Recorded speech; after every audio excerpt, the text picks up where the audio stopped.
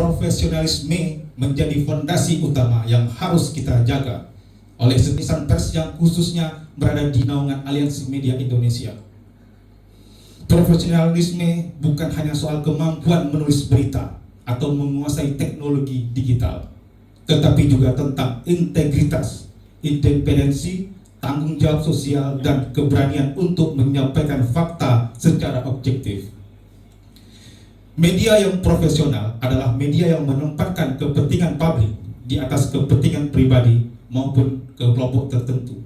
Media yang profesional tidak mudah terpengaruh oleh tekanan, tidak menyebarkan informasi yang belum terverifikasi, dan selalu mengedepankan prinsip check and balance terhadap setiap pemberitaan.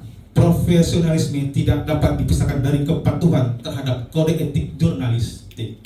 Kode etik bukan sekedar dokumen formal atau aturan tertulis yang disimpan dalam lemari organisasi. Kode etik adalah kompas moral yang menjadi pedoman bagi setiap jurnalis dalam menjalankan tugasnya. Di tengah maraknya disinformasi, hoaks dan fitnah digital, dan berbagai bentuk manipulasi informasi, kepatuhan terhadap kode etik menjadi benteng utama kita untuk menjaga kepercayaan publik terhadap media. Sebagai Dewan Kode Etik Aliansi Media Indonesia, saya ingin menegaskan kepada pengurus AMI bahwa kredibilitas media dibangun melalui konsistensi dalam mematuhi prinsip-prinsip jurnalistik.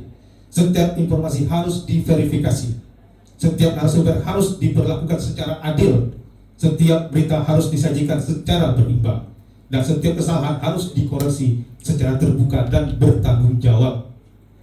Kepercayaan masyarakat adalah aset terbesar media.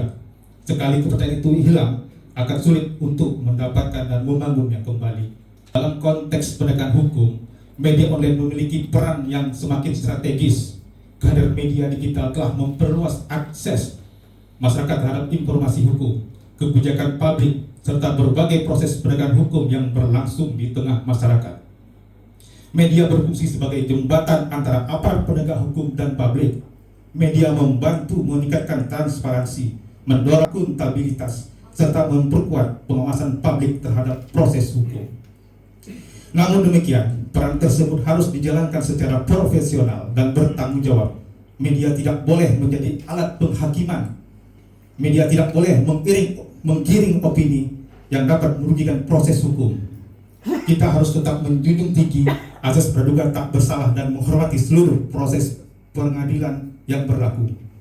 Tugas media adalah menyampaikan fakta, memberikan edukasi hukum kepada masyarakat, dan menjadi ruang informasi yang sehat bagi publik. Ketika media menjalankan fungsi tersebut dengan baik, maka media sesungguhnya turut berkontribusi dalam menciptakan budaya hukum yang lebih kuat, masyarakat yang lebih kritis, dan pemerintahan yang lebih akuntabel.